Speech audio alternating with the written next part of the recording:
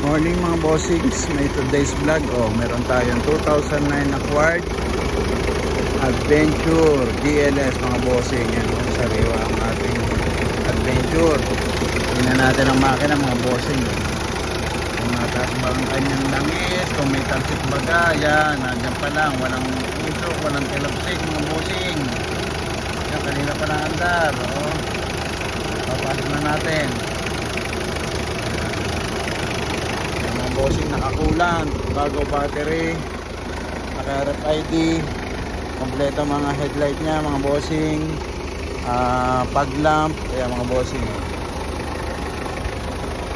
Angat na unat siya mga bossing. Bago mga goma natin, nakinis, mga bossing. Nakatint, naka-rain gutter. Ang loob, tingnan natin ang loob mga bossing. All power siya. Nagana mga power niya mga bossing. Nababa ang mga power window niya.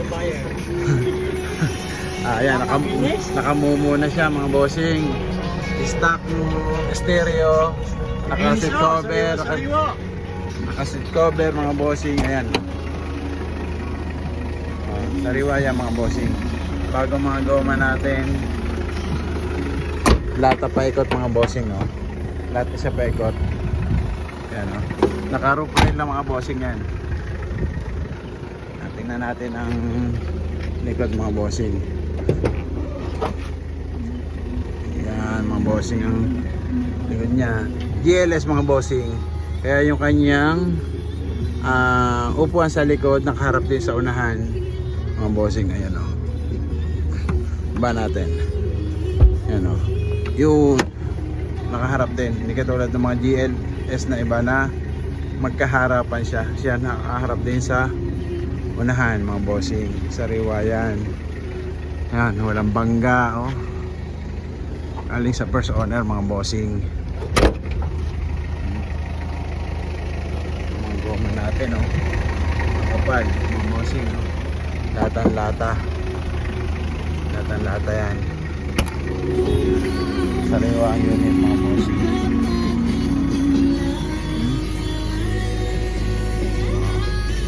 Malamig ang aircon. Ayan.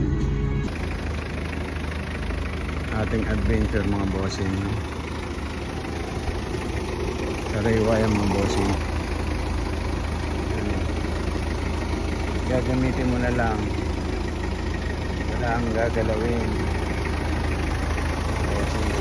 Naka-rehistro, RFID.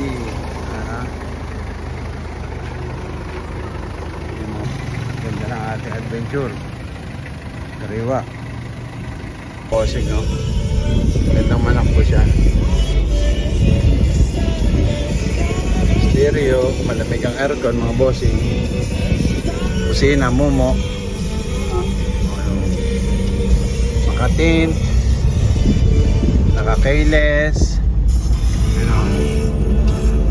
Ilaw po yung kanyang signal light sa mirror niya.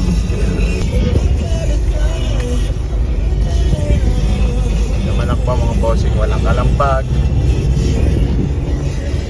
Gamitin mo na lang mga bossing. RFID na. Power mirror, daylight.